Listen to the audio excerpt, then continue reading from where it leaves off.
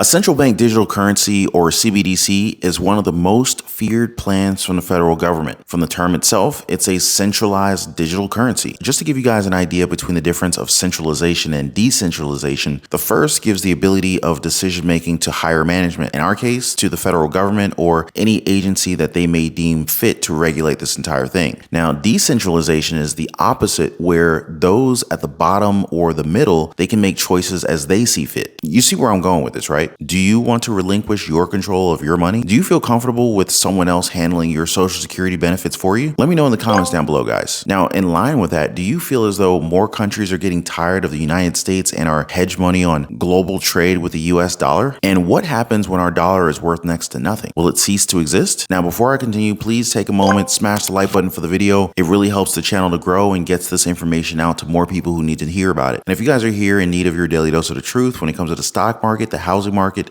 social security, global happenings, and everything going on in Washington, D.C. that affects our lives and our bank accounts, be sure to subscribe to the channel. And for the best way to invest in gold, there is a link in the description down below. All right, guys. Now, if you talked about the United States years and years ago, we would instantly think of a global leader, a country that held much prestige, power, influence over the entire world, right? Now, if we fast forward to today, when we say the United States of America, what's the first thing that comes in your mind? Division, inflation, hardships, layoffs? Now, I want you guys to get into this, so please comment your first thought about our country. Now, we are far from the Bretton Woods Agreement. Do you guys remember that? When the currency was backed by the gold standard? Well, that was until this happened back in August of 1971. The strength of a nation's currency is based on the strength of that nation's economy.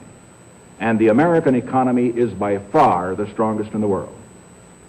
Accordingly, I have directed the Secretary of the Treasury to take the action necessary to defend the dollar against the speculators. I have directed Secretary Connally to suspend temporarily the convertibility of the dollar into gold or other reserve assets, except in amounts and conditions determined to be in the interest of monetary stability and in the best interest of the United States. Now, what is this action, which is very technical, what does it mean for you? Let me lay to rest the bugaboo of what is called devaluation. If you want to buy a foreign car or take a trip abroad, market conditions may cause your dollar to buy slightly less. But if you are among the overwhelming majority of Americans who buy American-made products in America, your dollar will be worth just as much tomorrow as it is today. The effect of this action, in other words, will be to stabilize the dollar.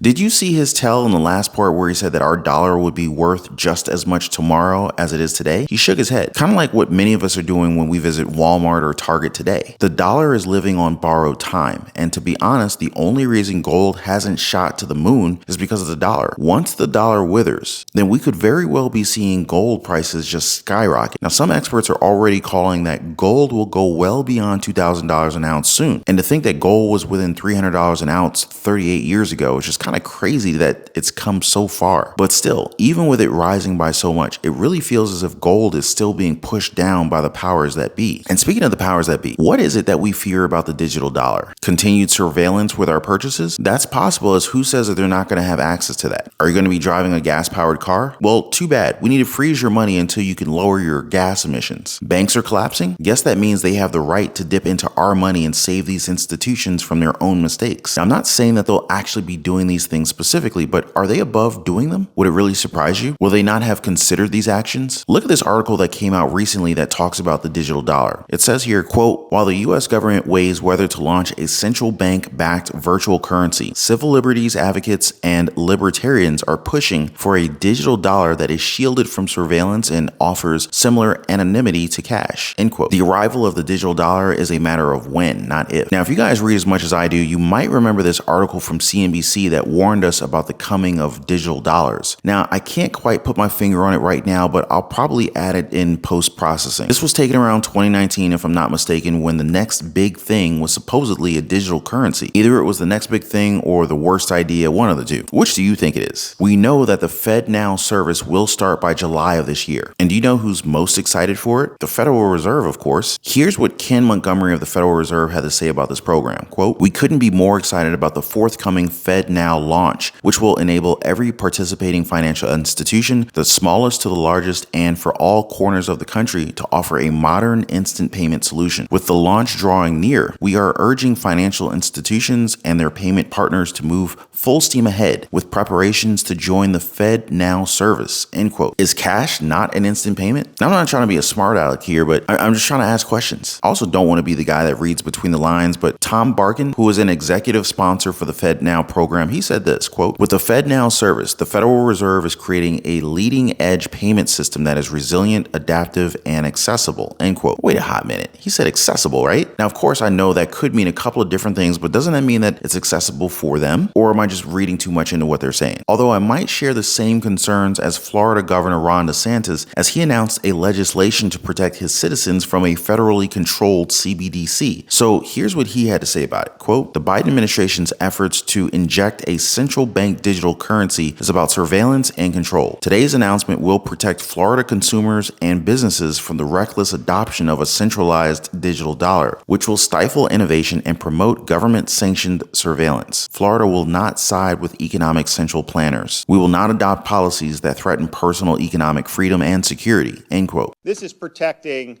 your autonomy. This is protecting your freedom to make decisions. Are you interested in giving these economic central planners more power over our economy, more power over your daily life? Cash is king. I mean, if you can hold it in your hand, you have power over that. The minute it's all digitized, somebody else is going to have control over that. Any way they can get into society to exercise their agenda, they will do it. So what the central bank digital currency is all about is surveilling Americans and controlling behavior of Americans. So what are you guys' thoughts on this? Is DeSantis correct in thinking that this could very well end terribly for the Americans across the nation? Or is he being paranoid about the future of the digital dollar? Let me know your thoughts down below, guys. Now, there is a huge difference between overthinking and staying vigilant for any attack on our liberty. I guess that draws the difference between being prepared and just saying that you're prepared. Now, since we're already talking about preparations, how are you guys getting set for the future? Are you chipping away at your debt, credit card bills, mortgages, rent? How are you guys doing on food? You stocking up? Do you have a second refrigerator, a freezer? I'm pretty sure that many of us are spending way more these days as inflation continues to hound our budgets. However, there are other ways for us to get ahead of these problems, much like how small businesses and side hustles can possibly develop into multiple streams of income. Now, with the added cash flow, you could probably look into becoming an investor, put some money into gold, into silver, even the stock market or real estate. But it would be unwise to just get into these ventures without a proper guide. So if you guys want me to make more videos about that, feel free to comment down below. I want you guys to know that the road to financial freedom is not easy, but it's also not impossible. Now, before I go, guys, please don't forget to drop a thumbs up for the video and subscribe for your daily dose of the truth. Appreciate you guys watching. Please be kind to one another, and I'll see you on the next one.